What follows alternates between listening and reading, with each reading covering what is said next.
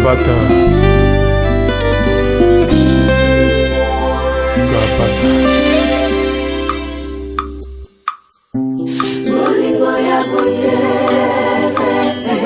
bolingo ya boye, na monite, na nepesanga yango.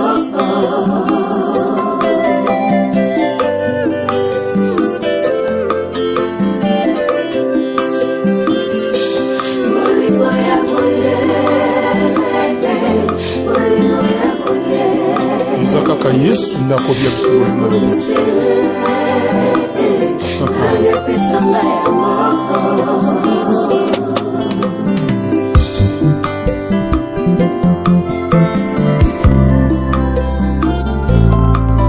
Zamba linginga mingi, alinginga mingi, alinginga mingi.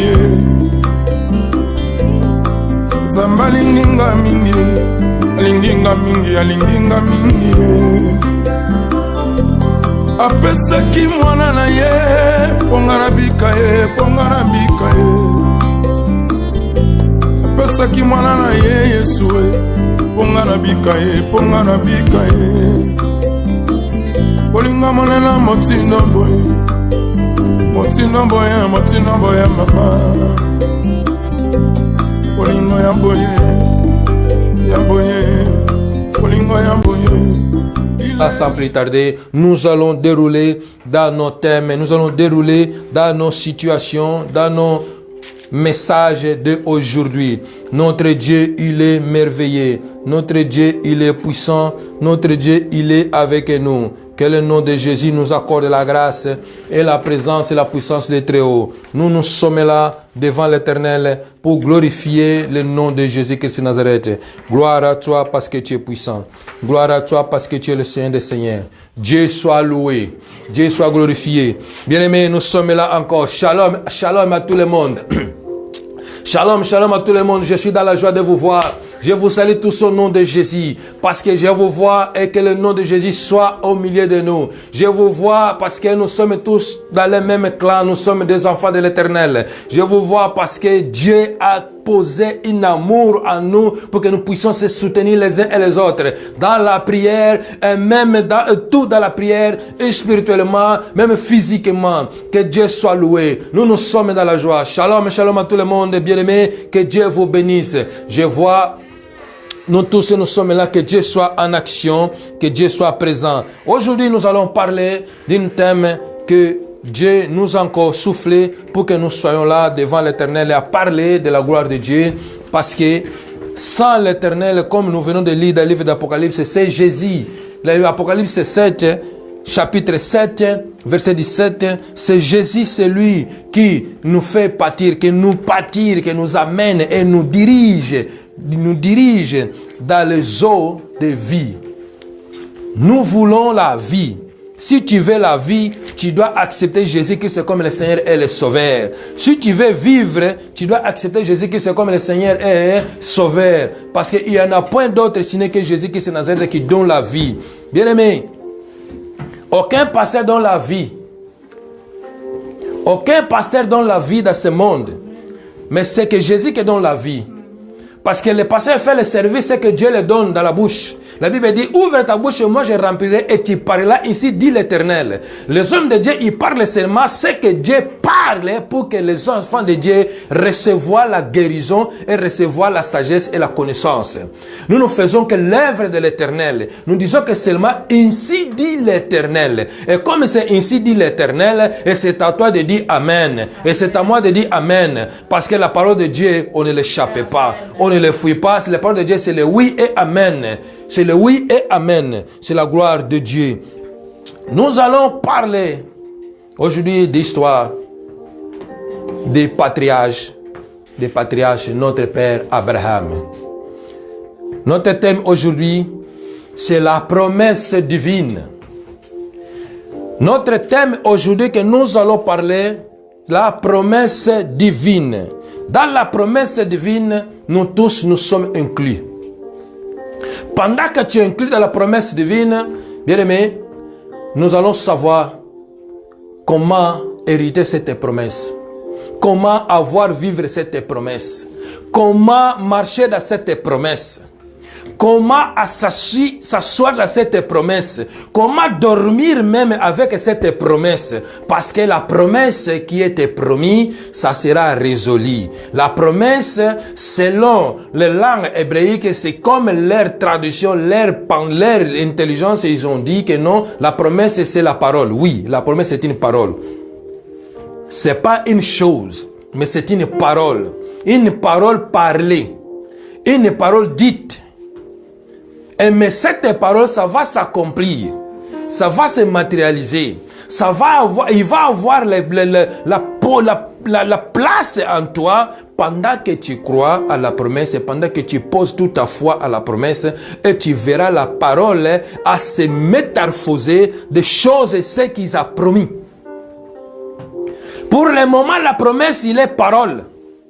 Mais pour que la parole prenne place en toi, il doit se métamorphoser. Et pour que cette parole se métamorphose, tu dois croire à la parole. Et pendant que tu crois à la parole, ce n'est pas que seulement croire, bien aimé, mais tu dois poser ta foi à la parole. Parce que nous vivons dans le temps de la grâce par la foi de Jésus-Christ de Nazareth. La croix était établie pour que nous vivons la grâce. Et mais cette grâce-là, nous ne devons pas se réjouir seulement que oh, oui, c'est fini. Non. Bien aimé, il y a le processus dans ce chemin. Il y a la foi que tu dois étamer dans cette chemin. Il y a la foi que tu dois vivre dans cette chemin. Il y a la foi que tu dois vivre au ce moment. Il y a la foi que tu dois vivre, bien aimé. Et c'est pourquoi la promesse va s'accomplir. Habakkuk a dit, même si ça tarde, attends-la. Bien aimé, la promesse, c'est la promesse. Pendant qu'on t'a promis, si tu n'as pas encore réussi, reste calme. Reste-toi calme.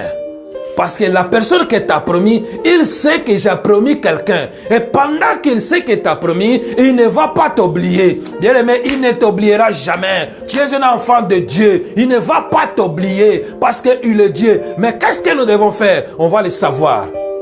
On va le savoir aujourd'hui. Pour que la promesse se tienne dans nos vies, pour que la promesse est claire, on s'allume dans nos vies, nous, on va le savoir. La promesse, c'est une action de promettre. C'est une action de promettre, un engagement d'un contrat. Bien aimé, c'est un engagement. Quelqu'un va faire un engagement, il va te promettre quelque chose. Il va s'engager à un contrat que j'ai fait contrat avec quelqu'un. Je dois rendre quelque chose à quelqu'un. Je dois lui donner une chose. Je l'ai promis. Quelqu'un t'a promis, il va te donner la voiture. Tu ne peux pas là aller frapper sa maison pour commencer à lui dire, mais le temps ça passe, ça fait déjà 2 ans. Mais où est la voiture que tu m'as promis? Bien aimé, non. Attends là. Il t'a promis, il sait. Il t'a promis, il sait. Quelqu'un t'a promis, je te marierai. Tu ne le presses pas. Laissez-lui faire ses affaires. Jusqu'à ce qu'il va s'accomplir la promesse. Selon l'Habakkuk qui a dit, je suis toujours fidèle dans mon poste et j'attends jusqu'à ce que la prophétie, ça va s'accomplir. Quelle est cette prophétie, bien aimé, qu'on nous parle maintenant? C'est la venue de Jésus-Christ de Nazareth. C'est une grande promesse. Dieu a promis que Jésus viendra, mais Jésus a tardé. Mais Habakkuk a dit, je suis dans mon poste et j'attends là. Et pendant que j'attends, même si je meurs, Habakkuk n'a pas vu Jésus. Mais il attendait. Qui veut dire, tout le monde doit attendre la promesse. Il attendait. Car notre Dieu est fidèle. Il est puissant, il est fidèle. Oui. La promesse divine, ce n'est pas une promesse éphémère quelconque, mais bien aimé, aujourd'hui nous parlons de la promesse divine. Il y a des promesses des hommes. L'homme peut te promettre, il peut aussi oublier. Mais Dieu, quand il promet quelqu'un, il n'oublie jamais. Ne pensez pas que Dieu va t'oublier.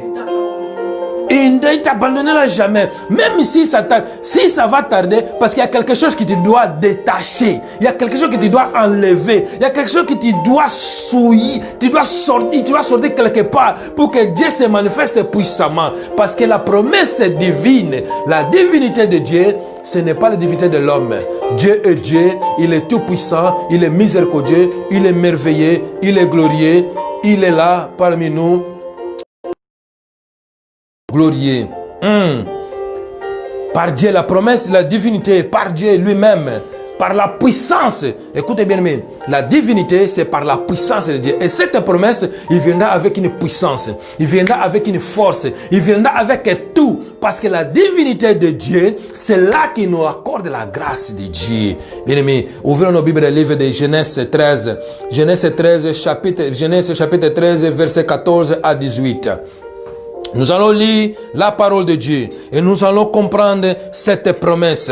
Qu'est-ce que nous devons faire? La Bible dit ceci. Je lis la parole de l'Éternel au nom de Jésus. La Bible dit ceci. Là où nous allons lire, la Bible dit ceci. L'Éternel dit à Abraham, après que Lot se fit séparer de lui. Écoutez bien, faisons bien la lecture, bien-aimés. Ouvrez bien ta Bible, sois concentré. Il y a autant de versions, mais écoutez bien. Lis dans ta version, écoute aussi ma version et analyse toutes les choses. La Bible dit ceci, verset 14, chapitre 13, verset 14. Genèse chapitre 13, verset 14. L'Éternel dit à Abraham, après que Lot se fit séparer de lui. L'Éternel dit à Abraham, après que Lot se fit séparer de lui. Levez les yeux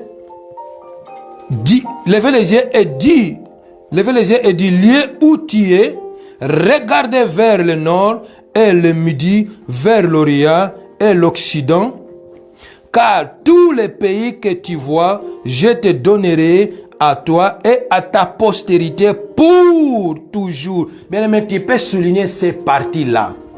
C'est Dieu qui parle, ce n'est pas un pasteur, ce n'est pas un fils de l'homme, mais c'est Dieu qui parle à un homme. Il te parle aujourd'hui. Lève les yeux là où tu es, dans ta maison, bien-aimé. Lève les yeux dans ta maison. Lève les yeux, regarde au nord, regarde au orient, dans ta maison. Il n'y a pas besoin de sortir. Levez seulement les yeux. Ce sont les yeux spirituels maintenant que Dieu demande de lever. Là, Dieu a mené Abraham dehors. Maintenant, Dieu t'amène spirituellement dehors. Il te dit, levez les yeux, là où tu te trouves. Et il va dire ceci. Car ce pays que tu vois, je le donnerai à toi et à ta postérité pour toujours. Il te donnera à toi et à ta postérité pour toujours. Il va continuer verset 16. Je rendrai ta postérité comme la poussière de la terre, en sorte que si quelqu'un peut compter la poussière de la terre, ta postérité aussi sera comptée. Bien-aimé, quelle promesse! Dieu a dit, je rendrai ta postérité comme la poussière de la terre. Si on peut compter les sables de la terre, on peut aussi compter la postérité d'Abraham. Bien-aimé, la postérité de la sable de la terre, on ne peut pas le compter. Ça veut dire, c'est nombré. Et la postérité d'Abraham, c'est nombré. C'est pourquoi, bien-aimé, sois dans la joie déjà. Parce que la promesse, il est là. Ça, c'est la promesse. Lève-toi, 17. Lève-toi, parcours le pays dans sa longueur et dans sa largeur, car je te le donnerai. Lève-toi, parcours le pays dans sa longueur et dans sa largeur, car je te le donnerai. C'est la promesse toujours de Dieu. Abraham leva ses tentes et vint abattre parmi les chaînes de Mamré qui sont près de Hébron, et il bâtit là un autel à l'Éternel. Bien-aimés, regardons ces choses. Maintenant, nous allons rentrer. La promesse. La promesse, c'est une action de promettre. C'est un engagement. Dieu a promis. Dieu s'est engagé à faire quelque chose pour son fils. Dieu a promis. Il s'est engagé à Abraham. Bien-aimé, quand Dieu promis, il finira par l'accomplir. Quand Dieu promis, il finira par l'accomplir. L'histoire ici, la Bible dit, là où nous venons de lire, la Bible dit, l'Éternel parla à Abraham. L'Éternel dit à Abraham, après que l'autre se fit séparer. Bien-aimé, pour que ta promesse soit accomplie à toi, il y a quelque chose que tu dois faire. Ce n'est pas que seulement la croix que tu vois. Ce n'est pas que seulement le sang que tu vois, mais tu dois faire quelque chose. Nous voyons le parcours d'Abraham. Si nous lisons dans le verset précédent, la promesse que Dieu a fait à Abraham, ça ne commençait pas là. Dieu a commencé à parler à Abraham à partir du chapitre 12. Chapitre 12, l'Éternel, la Bible dit chapitre 12, verset 1 jusqu'à verset 5, verset 4. Nous voyons la Bible dit, l'Éternel dit à Abraham, va-t'en de ton pays. Mais pour que Abraham sortait de son pays, qui veut dire, ils étaient dans le pays natal, là où ils étaient. Là où il était né, le pays, là où ce qui s'appelait Ur. Ils étaient nés là. Ils étaient nés là. Abraham, il avait 2 frères. Ils n'ont pas mentionné les sœurs, mais la Bible mentionne 3 garçons. Il avait 2 frères, et là, il était lui. Abraham, son frère, Nachol, Nachor, et l'autre frère qui s'appelait Aram. Et Aram, c'était le père de Lot. Et pendant qu'ils ont été là à Ur, Aram, la Bible dit, il a connu les morts prématurées. Il était décédé avant son père. Et son père vivait encore. Et lui, étant que jeune, il a passé. Mais il a laissé un fils et 2 filles. Son frère, Nochor, il a épousé sa fille. Et Abraham, pendant qu'ils étaient là, pendant la mort de Haran, le père d'Abraham dit, on va se déplacer, destination vers Canaan. Bien aimé, tu te déplaces vers Canaan, là où tu es. Mais pendant qu'ils faisaient leur parcours de destination vers Canaan, ils ne sont pas arrivés à Canaan d'abord. Ils ont atterri quelque part. Et là où ils ont atterri, ils sont restés là à vivre. Pendant qu'ils sont restés là, la Bible dit, ils ont été tous grandis là encore. Pendant qu'ils ont été dans leur pays natal, ils ont été déjà, je crois, même majeurs. Mais là, dans les pays là où ils sont rentrés, ils ont encore grandi. Et ils ont resté là. Parce que ce pays s'appelait Charan. C'est là où Dieu a commencé à parler à Abraham. Pendant que son père était décédé, à Charan, là où ils ont resté, ils n'ont pas encore arrivé à Canaan parce que la destination, c'est le pensée de son père, partons à Canaan, mais ils n'ont pas encore arrivé à Canaan. Il y a beaucoup de gens qui n'ont pas encore arrivé dans leur destination. Et ils ont arrêté directement. Ils ne sont pas morts, mais ils ont aussi arrêté.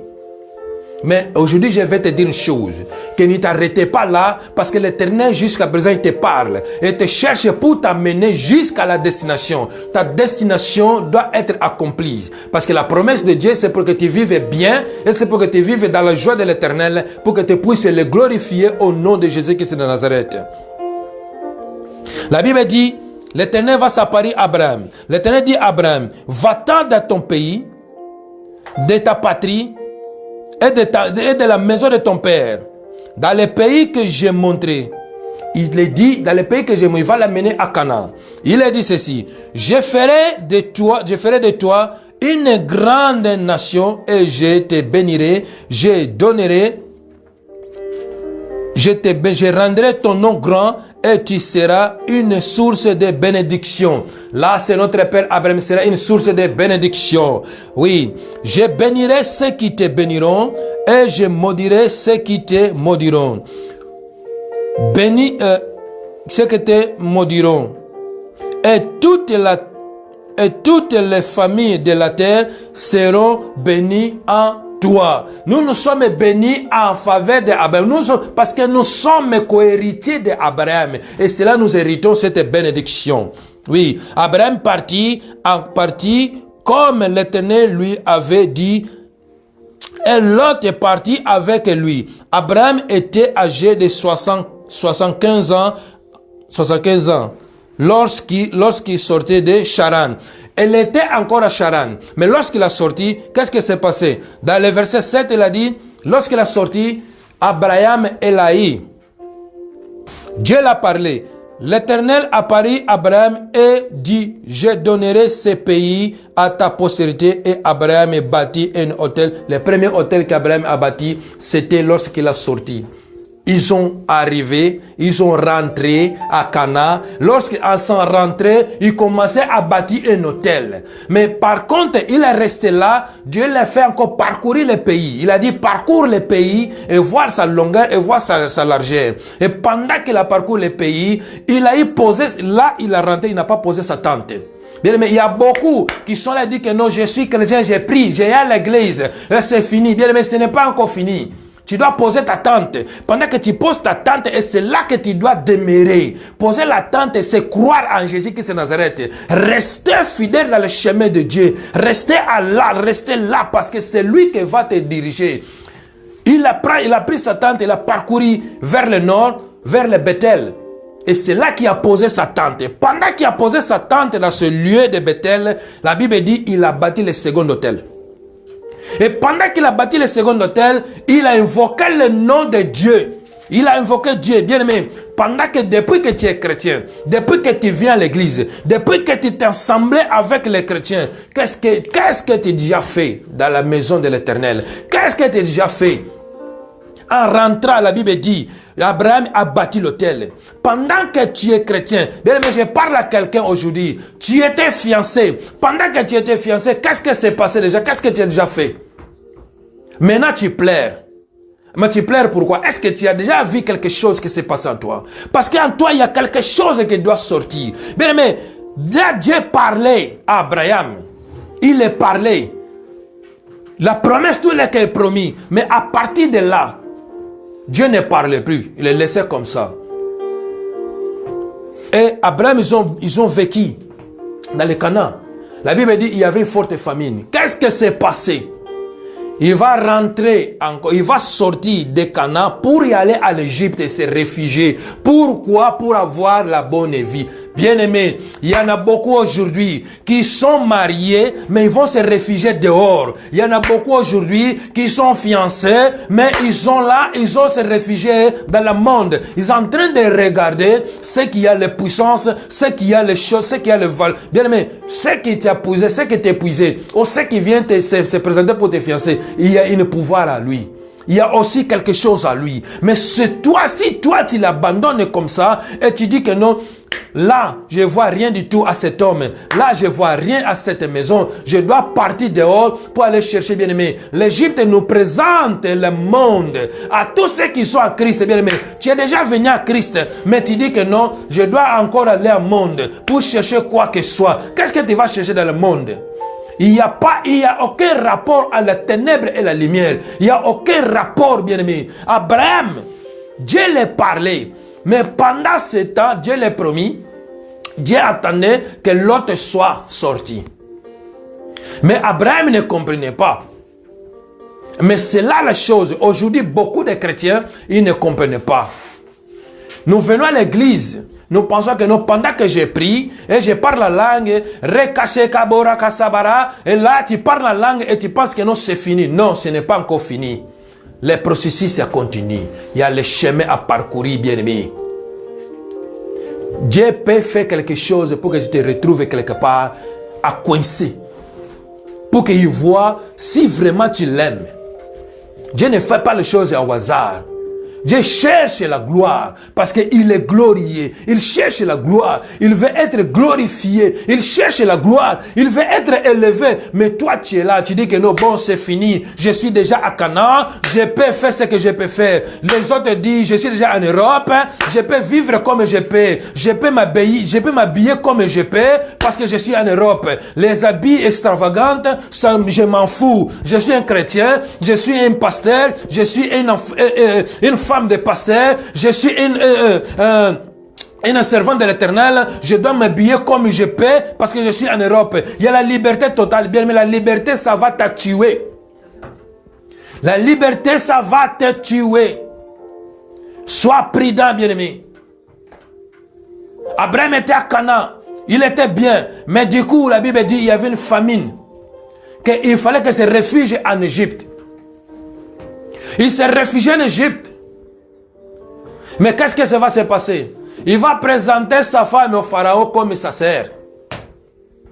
Il va le présenter comme ça, c'est parce que Sarah, la Bible dit, Sarah, elle était beau. Abraham l'a dit, même Sarah, elle était belle la figure. Parce que quand on le voyait, s'il le voyait, il disait que c'était la femme d'Abraham. Et Abraham dit, on va me tuer. Et toi, ils vont te récupérer. Et moi, je serai mort à cause de toi. C'est mieux que tu te présentes comme ma sœur. Je vais t'apporter comme ma sœur. Et moi, je vais vivre bien. Il voulait seulement ventrier. Il voulait seulement nourrir sa ventre. Il oublie que non, c'était sa femme. Mais Dieu qui voit tout, il a tout sondé. Dieu, il connaît tout. Il savait.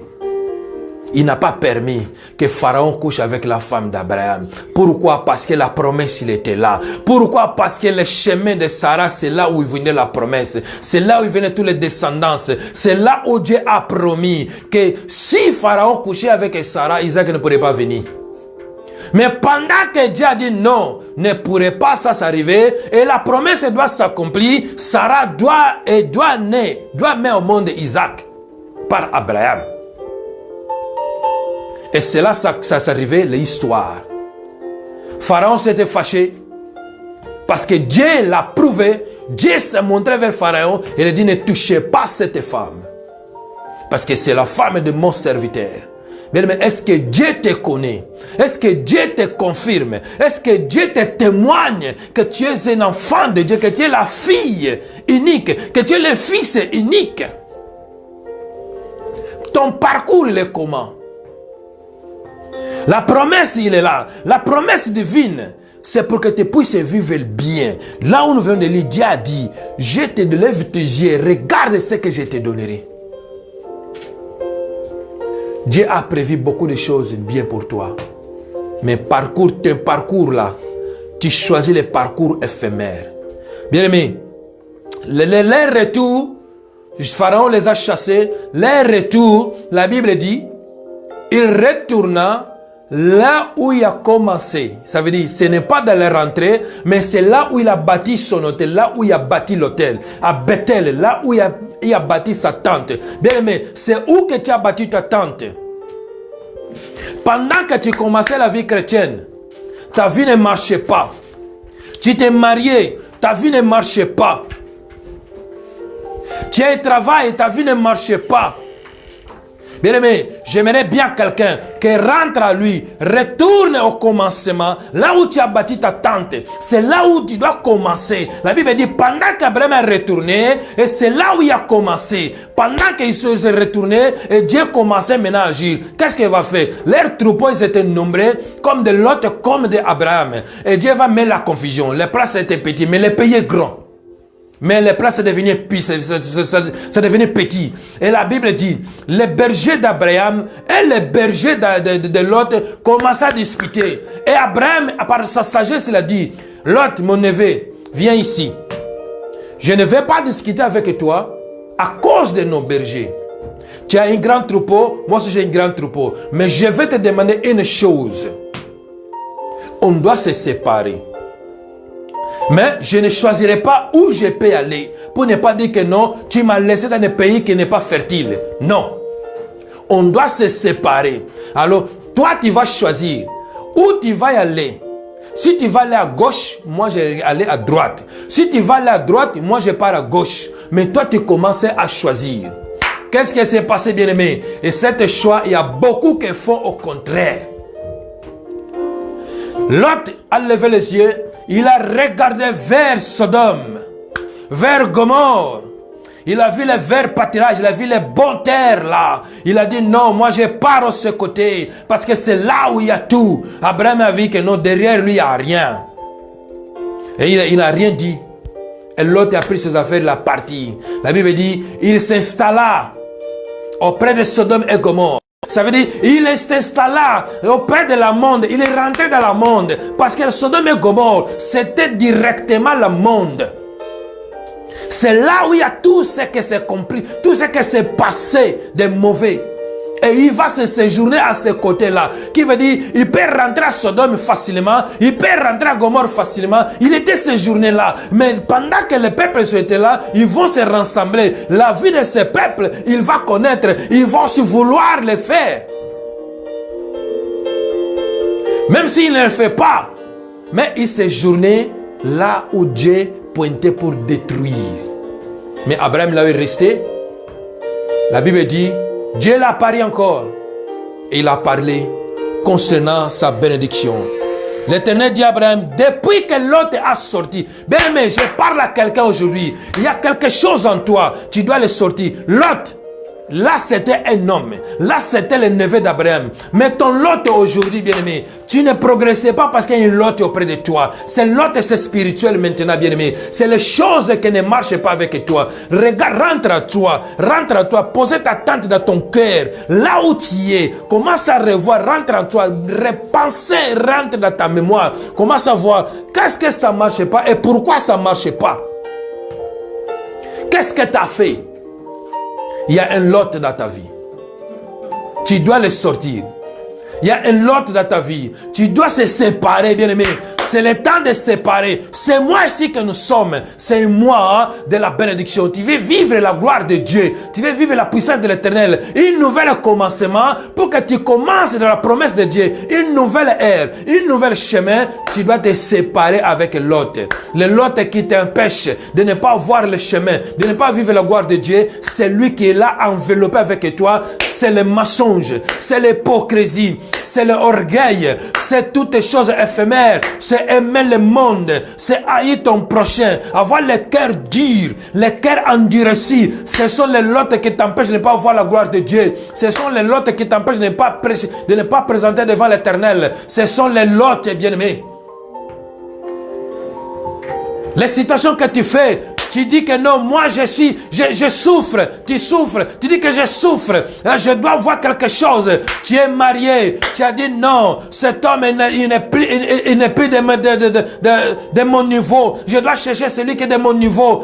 Quel homme est de ton niveau? Celui qui a autant de l'argent, mais c'est l'autre qui t'empêche. C'est l'autre qui t'empêche d'avoir Dieu. Mais tu es un enfant de Dieu. Et Dieu t'aime. Et pendant que tu sers Dieu, et pendant que tu pries, mais tes affaires ne marchent pas. Parce qu'il y a un lot au milieu. Pendant que tu pries, tu ne concevais pas. Parce qu'il y a un lot au milieu. Tu étais marié. Tu t'es marié, mais il y a un lot qui t'empêche. Il t'a laissé dans la joie de la gloire dans le mariage, mais il t'a privé quelque chose. La joie de la maison, il ne te le donnait pas. Parce que c'est un lot qui est à toi. Tu es toujours nerveux. Tu es toujours là orgueilleux. Tu es toujours là à se faire voir. Bien aimé, nous sommes des enfants de Dieu. Nous devons vivre la gloire de Dieu. Dieu, la Bible dit, Dieu, l'Éternel va parler à Abraham lorsque Lot a séparé avec lui. Lorsque Lot se sépare avec toi. Levez les yeux. Et du lieu là où tu te trouves, regardez vers le nord, le midi, vers l'orient et l'occident. Car tout ce que tu vois, je te le donne. Bien aimé, qu'est-ce que tu vois devant toi? Qu'est-ce que tu vois devant toi?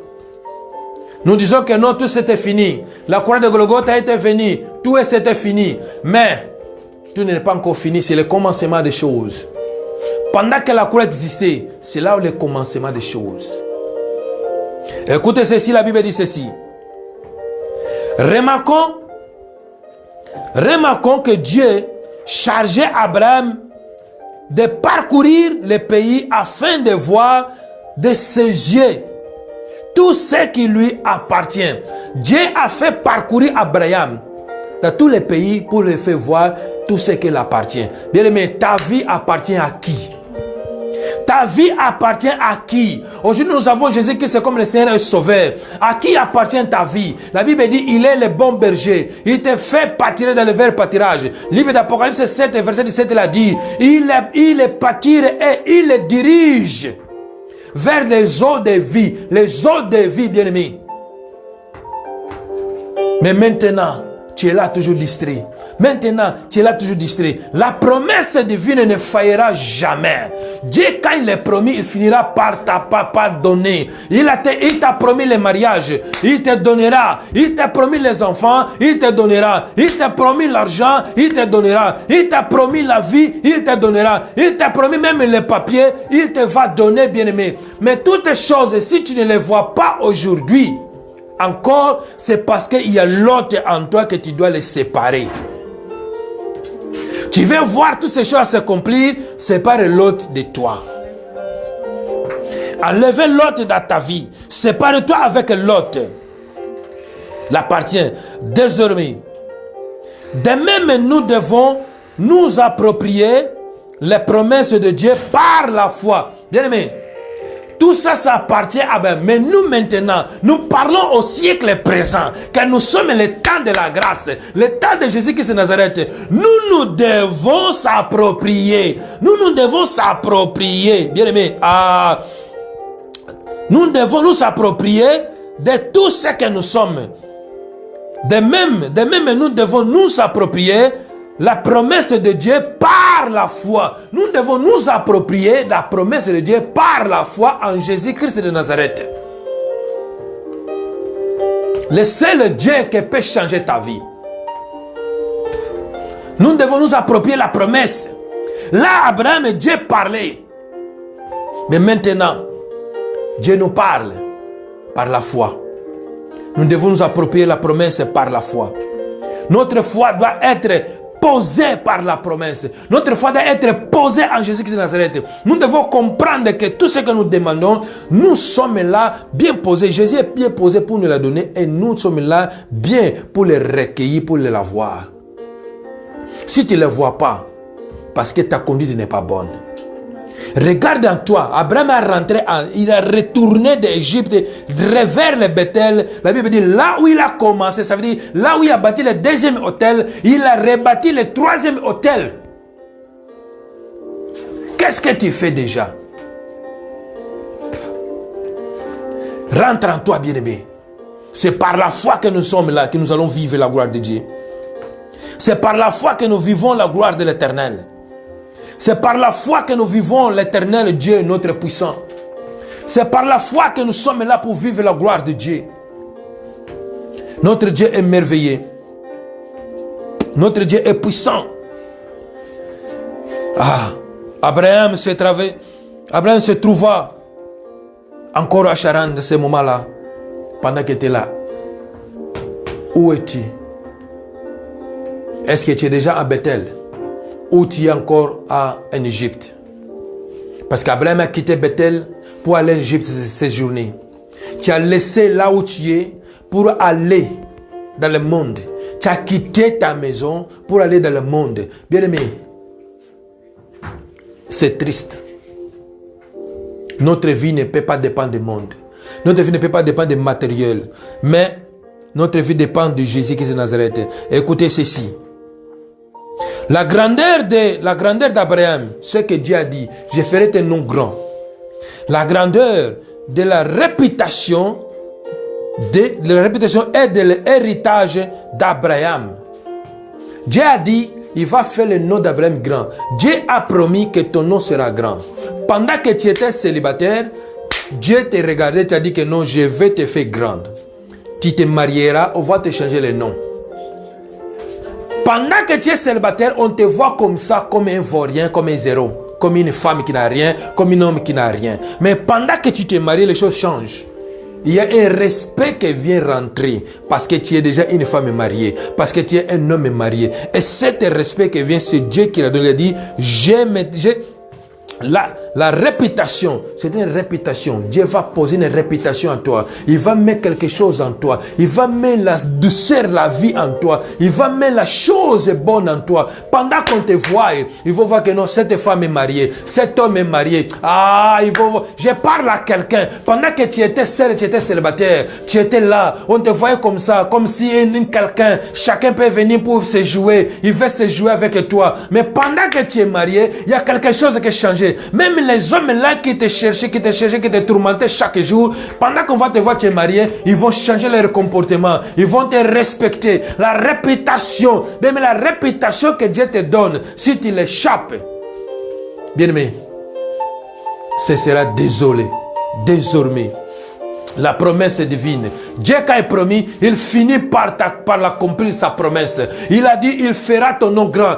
Est-ce que comme tu es là, Dieu n'a pas élevé ton nom, Dieu t'a changé déjà le nom. Tu es déjà marié, mais quelque chose qui ne marche pas. Il y a quelque chose peut-être qui ne marche pas. Même si tu es marié, dans ta maison de mariage, peut-être tu as Lot en toi. Bien aimé, tu dois quitter Lot. Tu dois te séparer, vivre la gloire de Dieu en toi par la foi.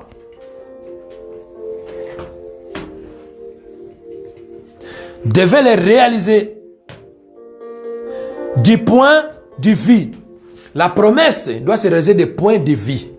On doit voir ce que Dieu t'a promis. Bien aimé, pendant que tu étais célibataire, on te voyait. Pendant que tu es marié, on te voyait aussi. On te voit, bien aimé. On te voit parce que Dieu a promis que tu te marieras et tu es marié. Les gens voient.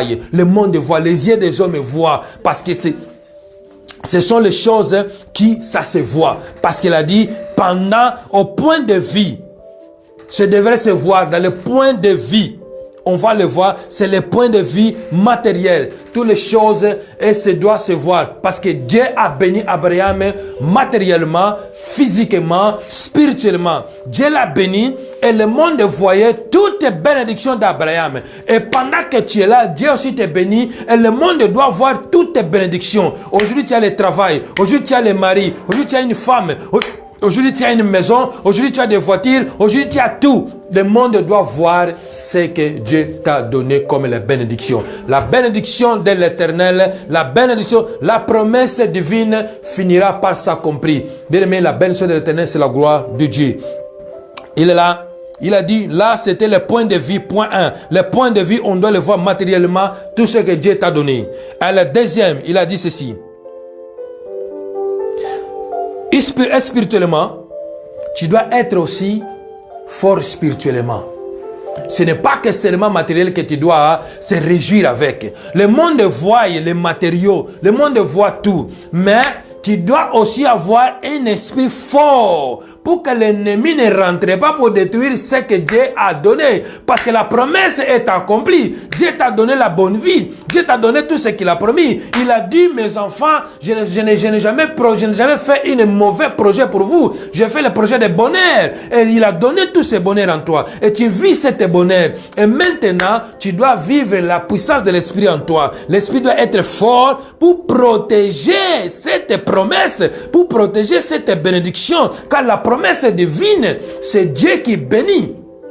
Il a dit, tu ne manqueras rien. Et il t'a tout donné.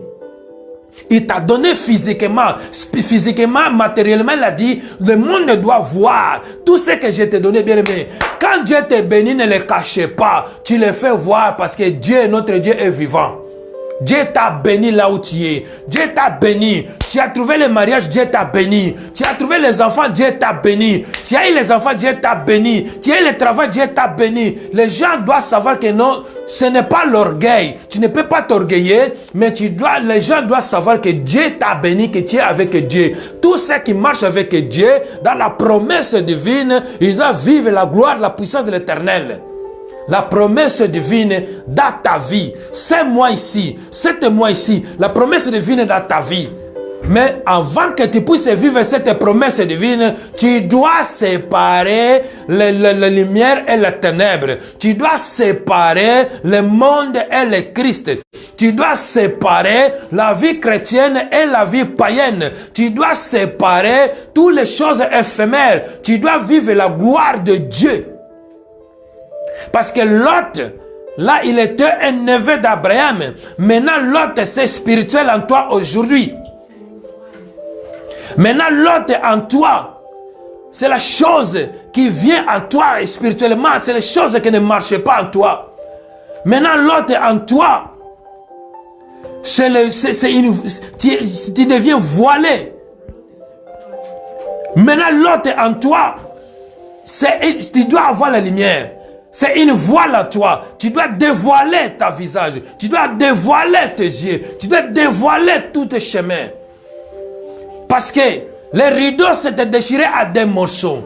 Il y avait une voile devant. Les rideaux s'étaient tirés comme une voile. Tu ne voyais rien. Maintenant, Jésus est venu tu dois être vivre, tu dois vivre, tu dois voir les chemins. L'autre, c'est comme une voile devant tes yeux et tu vois rien. Tes chemins sont bloqués, tes chemins sont obscurisés, tes chemins ils sont devenus noirs parce que l'autre il est là. Aujourd'hui, dis avec moi, aujourd'hui l'autre doit quitter ma maison. Dis avec moi, aujourd'hui l'autre doit partir. Aujourd'hui le voile est déchiré. Aujourd'hui j'enlève le voile dans mes yeux. Dis avec moi, aujourd'hui j'enlève cette voile. Je dois voir le chemin. Je dois voir la route là où je marche. Dis avec moi, aujourd'hui l'autre va quitter. Aujourd'hui l'autre va partir. Aujourd'hui nous allons se séparer. Je vais me séparer avec cette voile. C'est qui m'a voilé. Peut-être c'est de ta famille, peut-être des environs, des amis. Bien aimé, mais aujourd'hui, tu dois te séparer avec cette voile. Tu dois te dévoiler. Tu dois te dévoiler, bien aimé. Écoutez bien.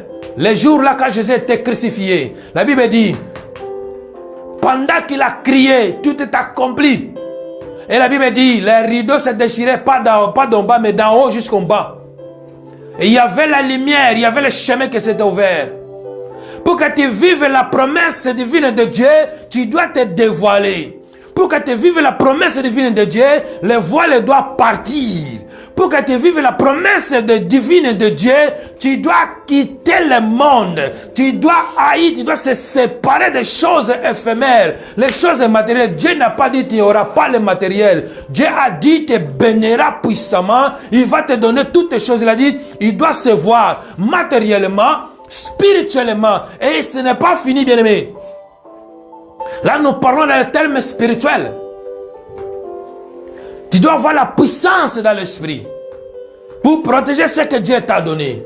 Dieu t'a donné une femme, tu dois les protéger. Tu as donné une mari, tu dois les protéger spirituellement. Tu as donné les enfants, tu dois les protéger spirituellement. Tu as donné le travail, tu as donné tout ce que tu as besoin. Aujourd'hui, tu ne manques rien. Ni un euro tu manques. Tu as quoi toujours à manger. Même ici, le bout, il a sourcillé. Même ici, il est là dans la boue. Mais tu vois que non, chaque fois, avant que le soir ça tombe, Dieu te donne quoi toujours à manger. C'est pourquoi Dieu t'aime. C'est pourquoi Jésus t'aime. C'est pourquoi il était dans la croix de Golgotha. Là, dans les termes spirituels, nous allons voir. La Bible dit, le troisième, c'est le terme social. Comment tu vis dans la société. Comment tu vis dans la société, bien-aimé. Oh, laissez-moi te dire une chose.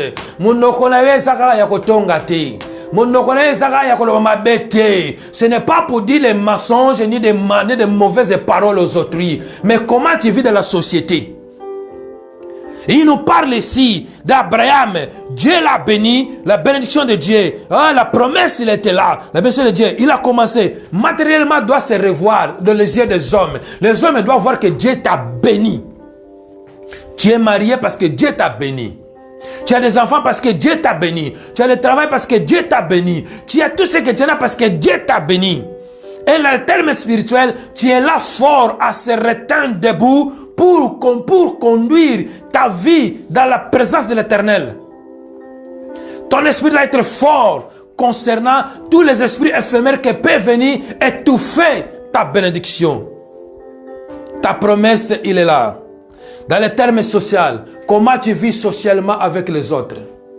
Tu es orgueilleux.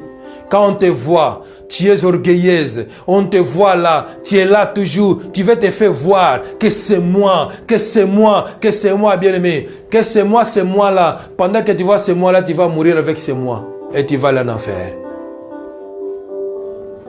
Dans les termes sociaux, nous devons vivre la société de la part de l'Éternel. Nous devons vivre dans la vie sociale. La vie sociale, c'est une vie qui donne la lumière.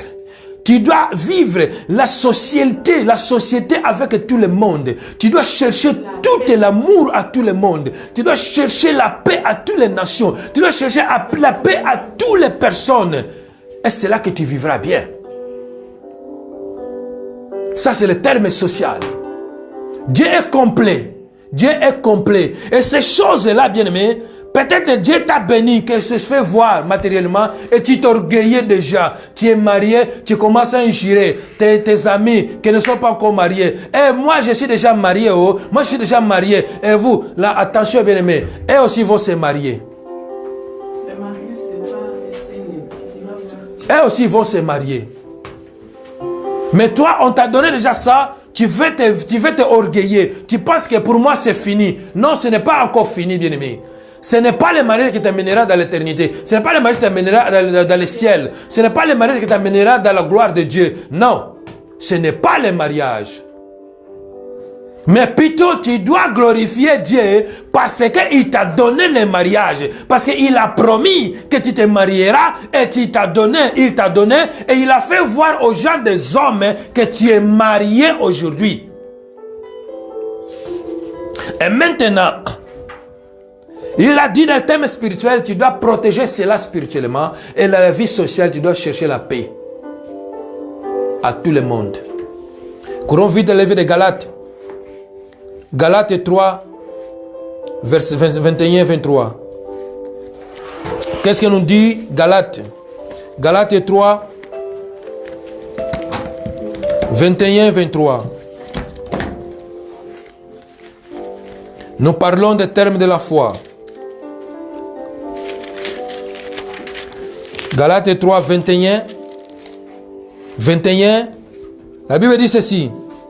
La loi est-elle donc contre les promesses de Dieu? Loin de là. S'il avait été donné une loi qui puisse procurer la vie, la justice viendra réellement de la loi. Écoutez bien, ça c'est l'apôtre Paul qui dit. Est-ce que la loi est-elle contre la promesse de Dieu? Il va dire lui-même, loin de là. Parce que la promesse, c'est la promesse. Ce que Dieu a promis, ça finira par s'accomplir. Dieu a dit, tu te marieras. Dieu a dit, tu vivras bien. Tu auras la bonne vie. Tu auras la bonne vie. Mais si tu ne vois pas ces choses, parce qu'il y a une voile devant tes yeux, il y a une voile devant ta visage. Cette voile s'appelle l'autre. Tu dois les quitter. Tu dois les séparer. Et c'est là que tu vas voir que non, là, la vie, ça aura une grande lumière. La gloire de Dieu, il est là. Mais les Écritures a tout raffermi sous le péché, afin que ce qui avait été promis soit donné par la foi en Jésus-Christ à ceux qui croyons. Écoutez bien le verset 22. Mais les Écritures a tout renfermé sous le péché. C'est la loi. Afin que ce qui avait été promis soit donné par la foi. Mais là, nous parlons de la foi en Jésus-Christ de Nazareth. Ce que Dieu donne aujourd'hui, c'est par la foi. Notre promesse, c'est par la foi que nous le vivons. La promesse divine que tu attends, c'est par la foi que tu l'accueilleras.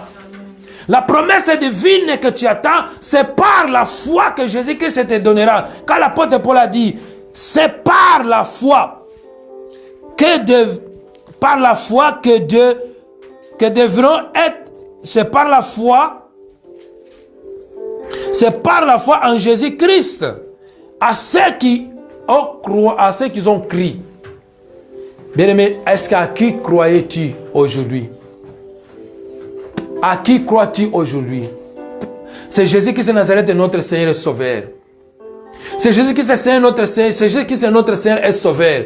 À qui tu crois aujourd'hui? C'est par la foi que nous croyons que cette promesse s'accomplira. Bien aimé, tout ce que tu as demandé, tous tes besoins, la promesse de Dieu ne faillira aucun jour. Pendant que Dieu a promis dans ta vie, finira par s'accomplir. Mais Habakkuk a dit, je suis resté dans mon poste et j'attends toujours. Bien aimé, les paniers circulent encore. Les paniers circulent encore. pendant que tu es là, la promesse, il est là. Les paniers circulent encore. Ne sois pas distrait, que les paniers circulent encore. Et la promesse, il est là toujours. Bien aimé, la promesse n'est pas finie. Dieu n'est pas fermé sa bouche pour toi. Dieu fera encore de grandes choses en toi. Seulement, tu dois enlever la voile en toi. Tu dois enlever l'autre en toi. Tu dois enlever tout ce qui t'est voilé. Tu dois enlever les voiles obscures en toi pour que tu puisses bien voir les chemins. Et tu vas voir ta promesse, elle est là. Tu vas voir ta bénédiction, elle est là. Parce que c'est par la gloire de Dieu, c'est par la vie que nous vivons la crainte de l'Éternel. C'est par la crainte de l'Éternel que nous vivons la gloire de l'Éternel.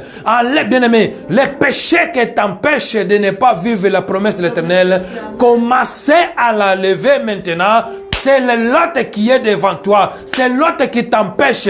Ce qui t'empêche de ne pas voir la gloire de l'Éternel, c'est le péché. C'est que pour toi, qui est un péché chéri, que tu les gardes en toi, que tu les fermes en toi, que tu les vis avec. Ce péché-là doit quitter pour que tu puisses vivre la gloire de Dieu. Tu es un enfant béni. Tu es un enfant béni et Dieu t'est béni. Mais tu ne vis pas la bénédiction parce que tu es encore voilé. Et tu dois enlever cette voile. Ce péché qui est en toi doit sortir, bien-aimé, et tu vivras la gloire de Dieu. C'est par la foi que nous vivons la gloire de Dieu. C'est par la foi que nous vivons la puissance de l'Éternel. C'est par la foi que nous vivons la bénédiction de Dieu. C'est par la foi que nous vivons la promesse divine. Cette promesse, c'est Jésus qui habite en toi. Et pendant que Jésus habite en toi, tu vivras la gloire de Dieu. Dans ces promesses, Dieu ne faillira jamais. Dans ces promesses, tu vivras la joie de l'Éternel. Dans cette promesse, tu vivras la gloire de Dieu. Dans cette promesse,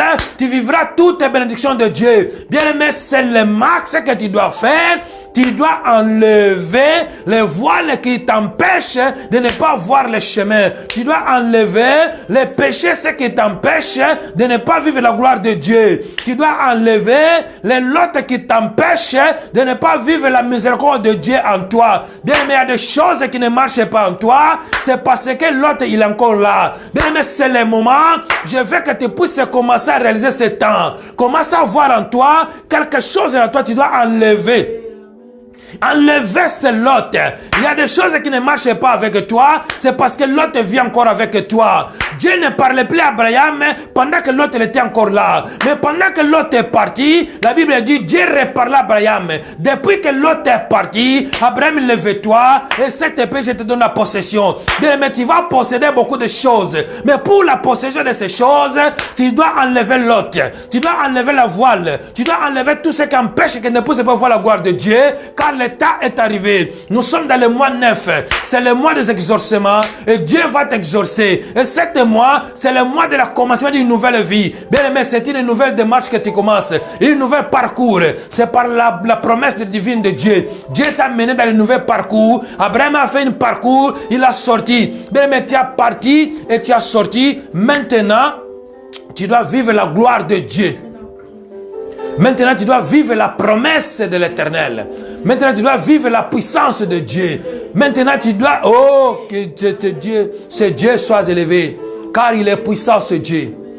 Il est glorieux, ce Dieu. Tu dois te profiter maintenant. C'est le temps. Et aujourd'hui, oh, à jamais. C'est aujourd'hui seulement. Bien aimé, ce n'est pas demain. Aujourd'hui, c'est un nouvel commencement pour toi. Un nouvel commencement pour toi. La vie commence pour toi. Un nouvel commencement. Dans cette promesse divine, bien aimé, tu les vivras. Mais si tu acceptes d'enlever l'autre en toi, si tu acceptes d'enlever l'autre, dévoiler ta visage, et c'est là que tu vivras la gloire de Dieu. Bien aimé, n'aie pas la honte, mais sois en toi, rentre en toi. La Bible dit, Abraham a rentré là où il a commencé, là où il a bâti le deuxième hôtel, le second hôtel, il a rebâti le troisième hôtel. Bien-aimé, rentre en toi, rebâtis l'hôtel. Tout ce qui ne marchait pas en toi, pendant que la promesse est en toi, tu le vivras par la gloire de Dieu. Tu le vivras par la gloire de Dieu. Pendant que la promesse est en toi, tu rentres en toi, bien aimé, tu vas faire l'action de rénovation. Tu vas renouveler ce qu'il était déjà. Parce que tu as déjà une alliance en toi, mais tu vas seulement renouveler pour que la promesse divine s'accomplisse en toi. C'est pourquoi tu dois renouveler et quitter, enlever seulement la voile, enlever le péché, enlever l'autre et tu vivras la gloire de Dieu. Que le nom de Jésus nous bénisse. Que le nom de Jésus bénisse tout le monde. Que le nom de Jésus soit en action ce moment. Bien-aimés, que Dieu soit à notre présence, bien-aimés. Aujourd'hui, nous sommes le second dimanche du mois 9. Bien-aimé, ce mois-là, c'est un mois d'un nouvel commencement pour toi. Parce que les exorcements sont là. Le chiffre 9, c'est le chiffre des exorcements. Pendant que Dieu va t'exorcer, bien-aimé, j'aimerais bien là où nous sommes, à ceux qui ne sont pas encore réussi, à ceux qui ne connaissent pas encore, oh, ils écoutent la parole de Dieu, mais ils n'ont pas encore réussi Christ comme Seigneur et Sauveur. Bien-aimé, c'est le moment que tu dois accepter Jésus-Christ comme Seigneur et Sauveur. Tu es là prêt avec, tu es là avec moi. Nous sommes là en esprit. Et laisse-moi te dire une chose. C'est le temps de recevoir Christ comme Seigneur et Sauveur. Car la Bible dit à tous ceux qui ont réussi, il les a donné le pouvoir, il les a donné l'action, il les a donné les actes, il les a donné tout pour devenir les enfants. Bien-aimé, si tu n'as pas encore reçu Christ comme Seigneur et Sauveur, ce moment-là, suivez-moi. Suivez-moi très bien. Tu n'as pas encore reçu Christ comme Seigneur Sauveur. Tu vas dire ceci. Mais voici Jésus, je viens auprès de toi. Je t'accepte comme le Seigneur et Sauveur. Dis après moi. Mais voici Jésus-Christ. Je me tiens auprès de toi. Parce que c'est un appel. Il t'appelle de ta maison. Mais voici Seigneur Jésus-Christ de Nazareth. Je me tiens auprès de toi. Je ouvre mon cœur. Je t'accepte comme le Seigneur et Sauveur pour que tu puisses vivre à moi et habiter à moi. Je t'accepte comme le guide de ma vie. Je t'accepte comme le guide dans mon mariage. Je t'accepte comme le Seigneur à toutes mes affaires. Je t'accepte comme le Seigneur à tous mes chemins. Je t'accepte comme le Seigneur dans mes études. Je t'accepte comme le Seigneur dans tout le reste de ma vie. Je vais vivre avec toi. Comme la Bible dit dans le livre d'Apocalypse 3:20. Je me tiens à la porte. Tu te tiens dans la porte. Et je ouvre mon cœur. Jésus, j'accepte que tu rentres. Et que tu soupires avec moi. Je vais vivre la gloire de Dieu. Je vais vivre la puissance de l'Éternel à moi. Je vais vivre la main de Jésus à moi. Je vais vivre la puissance du Saint-Esprit à moi. Aujourd'hui, j'accepte Jésus comme le Seigneur Sauveur. Tu cries avec moi. J'accepte Jésus comme le Seigneur Sauveur. Tu vis avec moi. Jésus, tu es mon Seigneur. Tu es mon Rédempteur. Tu es mon berger. Tu me fais pâturer dans le vert pâturage. Abandonne tout. Maintenant, tu acceptes Jésus. Maintenant, tu acceptes Jésus. Alors maintenant, tu vas faire ça. Tu vas abandonner, tu vas laisser tous les péchés. Tu vas te déloigner de toutes les choses. Tu vas te séparer. Tu vas te déloigner avec toutes ces choses. Tu vas dire ceci. Oui, je sais, j'ai accepté Jésus. Et maintenant, par la croix, par l'œuvre de sang de Jésus, et c'est là que je me renonce. Tous les mal que soient dispersés, tous les péchés commis que soient dispersés. Commence à demander le pardon à ce Dieu, parce qu'aujourd'hui c'est une nouvelle ère qui commence en toi. Commence à déclarer à Dieu que tout ce que j'ai commis de péché, que Dieu me pardonne. C'est le moment. J'ai accepté Jésus comme le Seigneur et Sauveur. Pardonne mes péchés. J'étais prostitué, je faisais de mauvaises choses, j'ai volé le mari d'autrui, j'ai volé la femme d'autrui, j'ai fait mal les enfants des autrui, j'étais un violent. Commence à déclarer, et c'est là Dieu va te libérer. Pendant que tu déclares, c'est Dieu, il a la puissance de te libérer. Pendant que tu déclares, bien-aimé, je vois la libération dans ta maison. Je vois la libération dans ta vie. Je vois la libération dans ton esprit. Pendant que tu déclares, je vois la libération, bien-aimé. Commence à te libérer. Oh, maintenant, bien-aimé, tu as bien prié. Tu as bien prié maintenant. Tu vas invoquer le sang de Jésus. Bien-aimé, ne sois pas pressé. On va finir. Bien-aimé, tu vas invoquer le sang de Jésus. Je veux que tu puisses regarder la croix de Golgotha. Là où le sang a été coulé. Bien-aimé, le sang de cet homme. Le sang de cet homme a été coulé dans la croix de Golgotha. Pour que toi, tu sois sauvé. Invoque maintenant le sang. Parce que tu as accepté Jésus comme le Seigneur et Sauveur. Tu as demandé le pardon de tes péchés. Maintenant, invoque le sang de Jésus pour purifier et sanctifier toute ta vie et toute ta maison. Commence à invoquer le sang de Jésus, parce que tu sais bien parler. Dis à Jésus que ton sang purifie, que ton sang purifie, sanctifie ma vie, que ton sang lave mon âme, que ton sang lave Fortifie mon âme, commence à laver tes habits. Quand la Bible dit, dans le livre d'Apocalypse, ce sont eux, ils ont suivi la tribulation. Apocalypse chapitre 7. Que si vous lisez, vous allez voir. C'est eux qui ont suivi la tribulation. C'est pourquoi ils sont devant le trône de Dieu.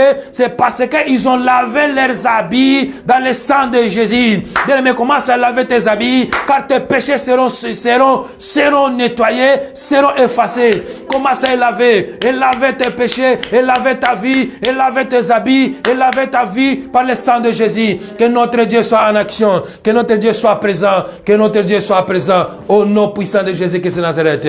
Gloire à toi parce qu'il est puissant. Que Dieu soit loué, bien-aimé. Et je crois de tout mon cœur que cette prière que tu as fait, les prières que tu as fait, il y a la vie qui a changé en toi. Il y a quelque chose qui a rentré en toi. Il y a un esprit qui est projeté en toi. Une lumière éclairissante qui a rentré en toi. Quand je parle de l'esprit, ce n'est pas les esprits des sorciers, mais c'est l'esprit de Dieu. L'esprit puissant de Dieu. Quand il a dit vous recevez une puissance, c'est l'esprit puissant de Dieu qui a rentré en toi, bien-aimé. Ce n'est pas de sorcellerie, ce n'est pas de maraboutage, mais l'esprit a rentré en toi. Il t'a parlé, il t'a façonné, il t'a changé par l'amour de Très-Haut. Que Dieu soit loué dans le nom puissant de Jésus-Christ de Nazareth. Amen. Dieu soit béni, Dieu soit béni. Amen, amen, amen. Que Dieu soit avec nous. Bien-aimés, merci pour nous avoir patienté ce temps. Que la gloire de Dieu soit avec nous. Ce sont les choses de l'Éternel. Dieu fasse les choses de sa façon. Dieu fait comme il veut. Nous, on peut prévoir le temps précis, mais Dieu fait tout ce qu'il veut dans sa propre façon. Mais maintenant, nous, par la gloire de Dieu, on est là, nous allons finir. Je salue tout le monde que nous sommes là. Je verrai bien qu'avant que nous finissions, nous voulons faire la prière de cette semaine. Je prie pour le nom de Jésus pour bénir cette semaine et bénir nos travails et bénir toutes nos affaires, tout ce que nous allons faire. Par le nom de Jésus, et même les enfants, ils ont déjà fait les rentrées scolaires et que nous devons aussi bénir les enfants pendant qu'ils seront les deuxième semaine à l'école dans le nom de Jésus. Prions au nom puissant de Jésus. L'Éternel, je bénis cette semaine, je bénis ce moment et je bénis ta puissance. Bien mon Dieu, mon roi, que ton nom soit élevé. Cette semaine, que ça se passe merveilleusement dans le nom puissant de Jésus-Christ de Nazareth. Père, pendant que nous sommes ici, nous allons commencer le demain, papa, nous voulons commencer dans tes saintes et belles mains avec ton nom, Jésus-Christ de Nazareth. Parce que la semaine de lundi à vendredi, ce ne sera pas au hasard, mais ce sera une gloire que tu vas nous donner. Quand la Bible dit qu'il renouvelle sa bonté chaque matin dans nos vies. Père de gloire, bénis tous ceux qui ont été avec nous dans cette live. Papa, que la semaine, ça se passe comme tu le prévis. Yahweh, que ceux qui vont travailler, que leur chemin de travail soit béni. Et c'est les enfants qui vont à l'école, que façon une deuxième rentrée, une deuxième semaine dans l'école en bien à la gloire de Dieu, que profite vraiment la puissance de l'Éternel de Jésus-Christ de Nazareth, que soit avec eux pendant cet temps aussi, des semaines scolaires, que Dieu soit avec eux de lundi à vendredi, pendant qu'ils seront à les bancs de l'école. Car nous savons, nous voyons que les choses comme ils sont, mais nous bénissons cette semaine contre toutes les maladies, que Dieu puisse épargner tous les esprits des maladies, les flots des maladies, ces coronavirus, que soit loin de nos enfants, que soit loin de nous, tous ceux que nous allons travailler, que soit loin de nos maisons, pendant que nous croyons à qu'il soit béni cette semaine au nom puissant de Jésus, de lundi à vendredi. Si nous se retrouvons encore dimanche, nous ne manquerons pas de glorifier l'Éternel Dieu parce qu'il est merveilleux. Que le nom de Jésus soit en action dans notre présence, dans notre vie, au nom puissant de Jésus-Christ de Nazareth, ainsi que nous disons Amen. Shalom, shalom à tout le monde, que Dieu nous bénisse. Sans pire rater, je vous dis, Dieu va nous accorder la grâce. Si Dieu nous donne la force, nous allons encore voir notre séance de jeudi, que c'est de 19h à 20h, la femme courageuse, que nous parle aussi de la part de l'Éternel et que Dieu fasse la grâce. Si cette semaine, Dieu nous donne la grâce et la force de les projeter, vous allez les voir live dans le jour qui est jeudi, de 19h à 20h, avec le thème qui sera projeté dans les réseaux pour que nous puissions être là. Soyons vraiment nombreux et nous n'oublions pas, rentrons, partagez, invitons beaucoup de gens pour que puissions aussi bénéficier. La bénédiction, c'est que vous bénéficiez, que moi aussi je bénéficie. Que Dieu soit en action, que Dieu soit présent dans ce moment, que Dieu nous accorde sa grâce. Et si nous donnons encore la force, le dimanche nous serons là toujours pour sa culte dominicale. pendant que nous sommes restés dans ce temps de cette vie, que Dieu nous accorde la grâce au nom de Jésus-Christ de Nazareth. Que Dieu nous bénisse, que Dieu bénisse tout le monde. Shalom, shalom à tout le monde, à tous ceux qui ont été présents. Shalom, je salue mon papa, nous, est-ce que je vois présent là. Je salue ma maman, Balekiala que j'ai vu. Je salue. Shalom, shalom, je salue, je vois ma fille Plamedi Rocha qui est là présent. Je salue tout le monde au nom puissant de Jésus. Je salue ma fille Gloria Matondo qui était dans les chaînes, dans les lignes, dans les réseaux que je peux dire, à projeter.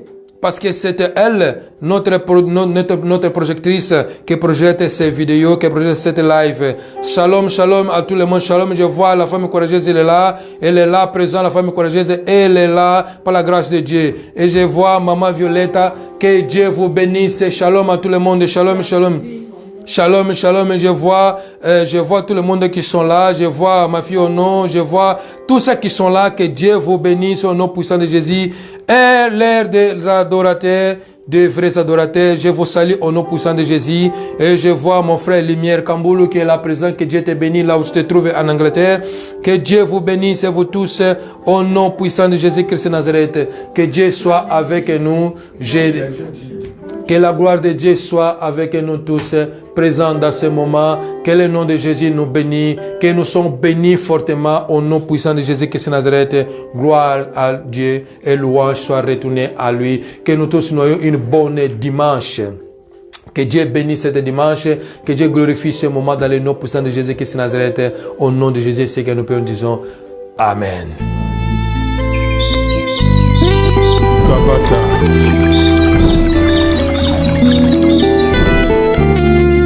Gabata.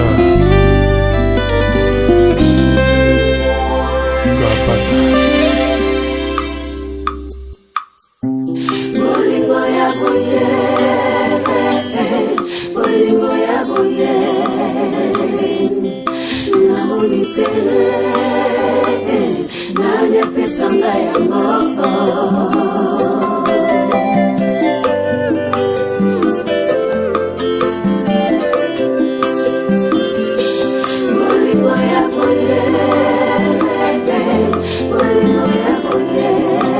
Kaka Yesu na kobia biso